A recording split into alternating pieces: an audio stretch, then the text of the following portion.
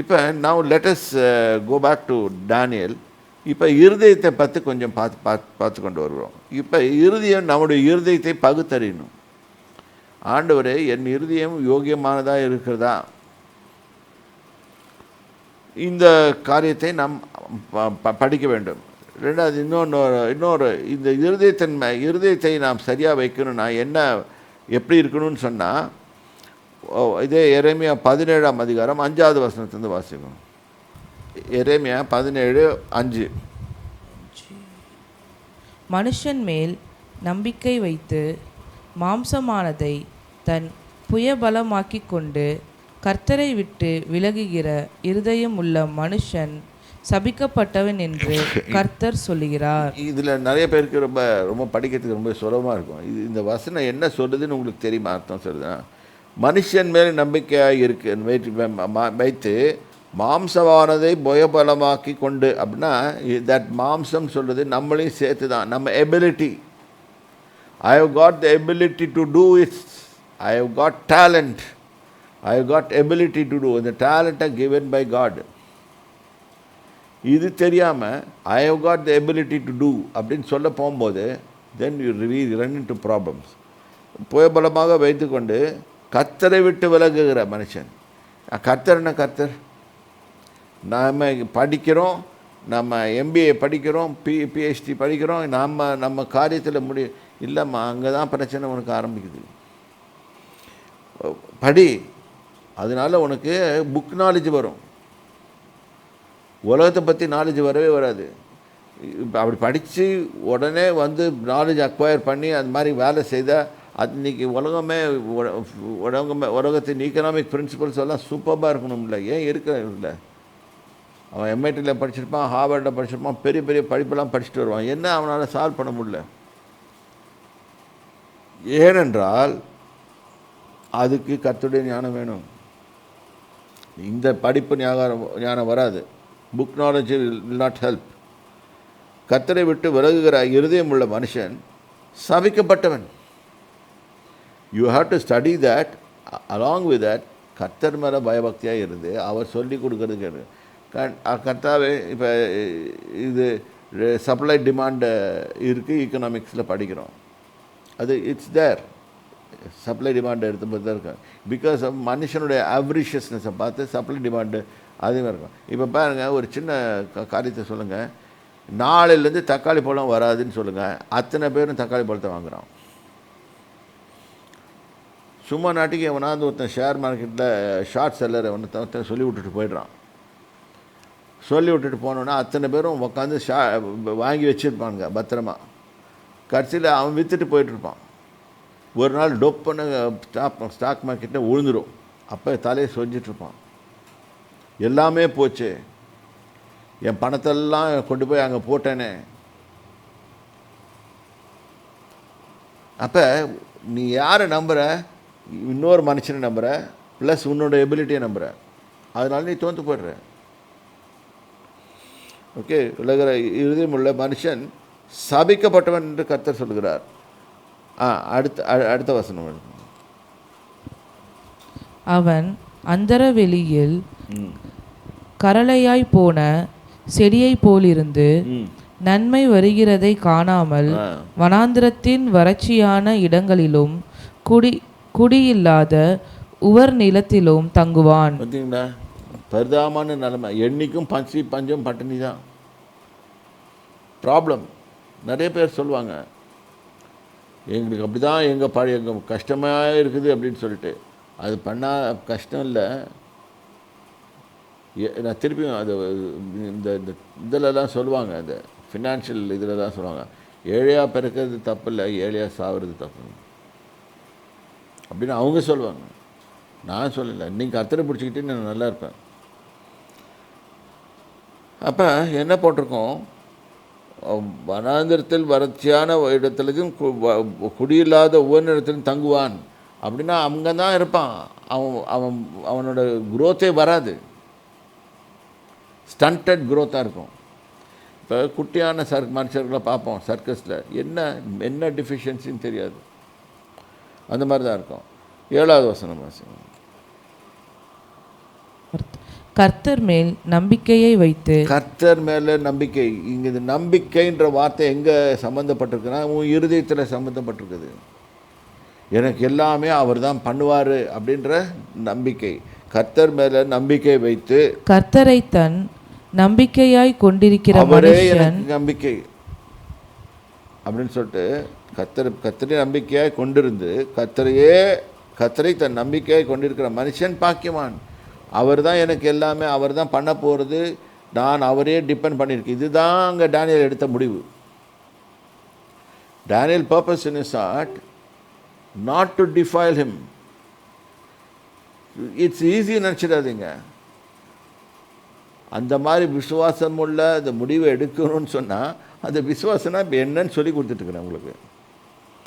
அப்போ கர்த்தர் மேலே நம்பிக்கை வைத்திருந்தீங்கன்னா தென் யூ வில் ப்ராஸ்பர். படிங்க.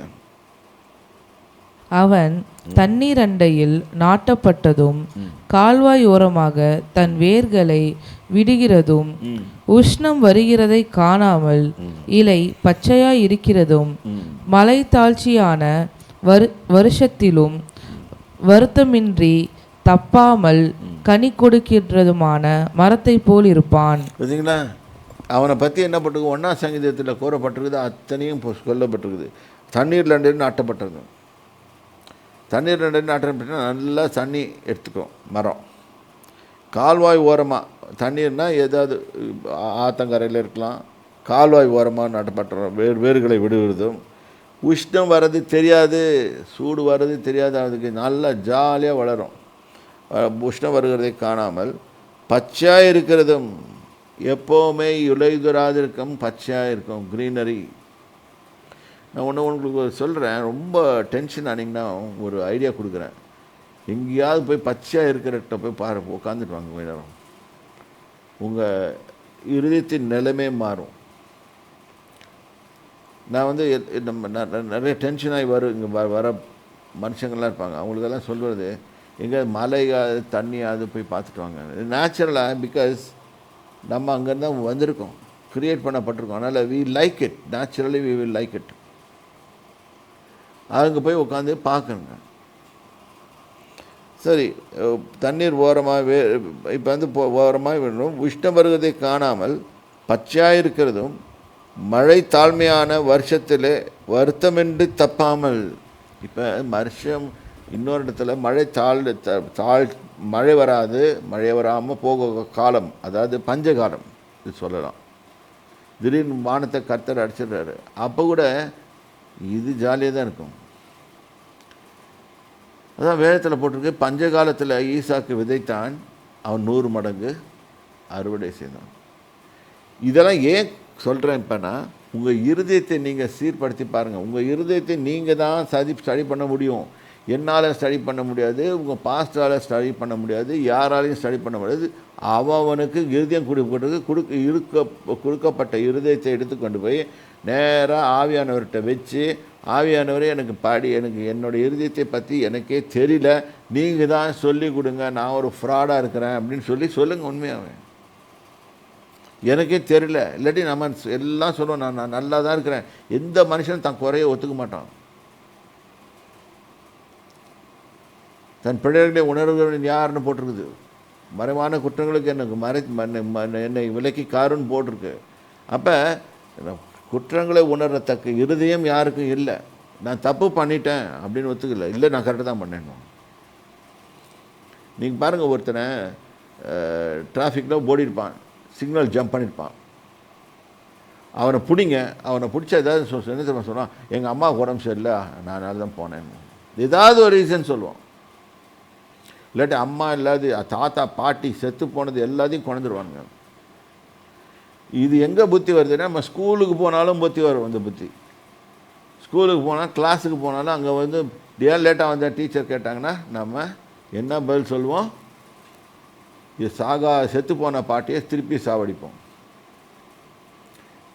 நான் கொலோக்கியலாக மனுஷனுக்கு ஏற்ற மாதிரி பேசுகிறேன், தவறாக எடுக்க வேண்டாம். அது ஆட்டோமேட்டிக்காக இருந்துட்டுலேருந்து வருது. அது இல்லை, நம்மளுக்கு தெரியும், மனசு தெரியும் அது பொய் சொல்கிறோன்ட்டு. ஆனாலும் அதை பொய்யை ரைட்டாக முயற்சி போய்வோம். கர்த்தருக்கு இது ஒத்து வராது. உண்மை உள்ளதை உள்ளதுன்னு சொல்லணும், இல்லதுன்னு சொல்லுங்கள். இதுதான் அவர் சொல்லிக் கொடுத்தது. இதுக்கு மிஞ்சினது தீமையினால் உண்டாயிருக்குன்னு சொல்கிறாரு. ஸோ கர்த்தர் மேல் நம்பிக்கை வைக்கணும்னா உங்கள் விசுவாசத்தை நீங்கள் வளர்த்து கொள்ளணும்னு சொன்னீங்கன்னா, நீங்கள் உங்கள் இருதயத்தை சீர்தூக்கி பாருங்கள். என் இருதயம் எப்படி இருக்குது, நான் எப்போவுமே நல்லவன் தான் அப்படின்னு நீங்கள் நினச்சிங்கன்னா அங்கே தான் ப்ராப்ளம். உங்கள் இருதயத்தை ஆண்டவரை விட்டு செக் பண்ண வைங்க. அப்போ தென் யூ வில் ப்ராஸ்பர். வெற்றிகரமாக ஜீவிக்க முயற்சி பண்ணுங்க. அப்போ முயற்சி அடைவீங்க. அப்போ உங்களுக்கே தெரியும் இதுதான் நான் பண்ணுறது தப்பு. அப்போ நீங்கள் என்ன பண்ணுவீங்க, ஆவியானவரை எனக்கு உதவி செய்யுங்க, எனக்கே தெரிஞ்சு நான் ஒரு தவறு பண்ணுறேன், என்னால் விட முடியல அப்படின்னு கேட்பீங்க. அவர் உங்களுக்கு உதவி செய்வார். இது இன்றைக்கி இருதயத்தை குறித்து சப்ஜெக்ட் எடுக்கிறேன். இது ரொம்ப பெரிய சப்ஜெக்டாக போகும். ஆக்சுவலாக நான் இந்த தானியேல் என்ன பண்ணார், ஹீ பர்பஸ்ட், ஹீ டிசைடட், என்ன நான் நம்பி பிரயோஜனம் கிடையாது, நான் ஒரு ஏலியன் சுச்சுவேஷனில் வந்திருக்கேன், நானே ஒரு ஏலியன் மாதிரி வந்திருக்கேன் இங்கே இந்த ஊருக்கு, நான் கர்த்தரை மட்டும்தான் நம்புவேன் அப்படின்றது டிசிஷன் எடுத்துக்கிறேன். அதை தான் அங்கே போட்டிருக்கு. நான் அவர் சொல்கிறபடி செய்வேன். அதுக்கு அடையாளமாக என்ன செய்வேன், நான் உலகத்தோடு ஒத்து போக மாட்டேன்னு சொல்லி Daniel said, I won't defile myself with the world. அதாவது சாப்பாட்டினால மட்டும் இல்லை, எந்த ஒரு காரியத்தினாலும் உலகத்தோடு ஒத்து போக மாட்டேன் அப்படின்னு டிசைட் பண்ணிக்கிறான். தென் கர்த்தர் இதை பார்க்குறாரு, ஆஹா இந்த பையன் நல்ல பையனாக இருக்கானே, இவனை கண்டிப்பாக ஆசீர்வதிக்கணும். கர்த்தர் தெரிந்து கொண்ட பாத்திரமாக இருக்கிறாரு தானியேல். அதனால அவனுக்கு ஆட்டோமேட்டிக்காக அப்படி வருது, அந்த இருதயத்திலேருந்து நல்லவைகள் வருது, கர்த்தர் ஆசீர்வதிக்கிறாரு. அந்த ஆசீர்வாதத்தினாலே அவனுக்கு விசேஷ ஞானங்களும் கிருபைகளும் வரங்களும் கொடுக்கப்படுகிறது. அவன் அதை வைத்து கொண்டு பழைக்கிறான். இதுதான் நம்ம கற்றுக்கொள்ள வேண்டியது பாடங்கள். தேவ ஜனமே யோசனை பண்ணுங்க. வீட்டை போயிட்டு கொஞ்சம் நேரம் உட்காந்து தனியாக, எப்பவுமே தனியாக ஜெபம் பண்ணுறது ரொம்ப நல்லது. ஆண்டவரே கூட ஜெபம் பண்ணிங்கன்னா கூட 4 பேர் உட்காந்துருவாங்க. 4 பேருக்கு உட்காந்தா 4 பேருக்காக ஜெபம் பண்ணுவீங்க. ஜெபம் பண்ணுவீங்க போது 4 பேர் சேர்ந்துருவாங்க. அவங்க முன்னால் உங்களோட இதெல்லாம் சொல்ல முடியாது, எதுவுமே சொல்ல முடியாது. அதனால் தனியாக போகிறது நல்லது. தனியாக போய் உட்காந்துட்டு, ஆண்டவரே இதுதான் என்னுடைய நிலைமை அப்படின்ற போது அவருக்கு தெரியும் நம்ம உண்மையை சொல்கிறோமா பொய் சொல்கிறோமான்னு சொல்லிட்டு. ஸோ அந்த மாதிரி செய்யும்போது கர்த்தர் உங்களை பார்ப்பார். அவர் தன்னோட கண்ட்ரோலில் கொண்டாடுவார். அவர் எப்பவுமே another thing we have to know, what we have to know is God doesn't force anything on people. கர்த்தர் நம்ம தேவ சாயலின்படி உருவாக்கப்பட்டபடியால் நம்ம மீது எதையும் ஃபோர்ஸ் பண்ண மாட்டார். நம்ம தான் தெரிந்து கொள்ள வேண்டும், நம்ம தான் நல்லதையும் கெட்டதையும் தெரிஞ்சு கொள்ள வேண்டும். உங்கள் இருதயத்தை பக்குவப்படுத்த தெரிந்து கொள்ளுங்கள்.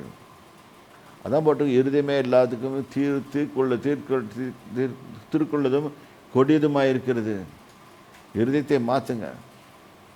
ஆகவே தேவ ஜனமே, நீங்கள் உங்களை மாற்றிக்கிட்டு நீங்கள் ஆண்டவரோட ஒரு தனி விதத்தில் உடன்படிக்கை பண்ணும்போது கர்த்தர் உங்களை ஆசீர்வதிப்பார், உங்களை வழி நடத்துவார், உங்களை உயர்த்துவார்.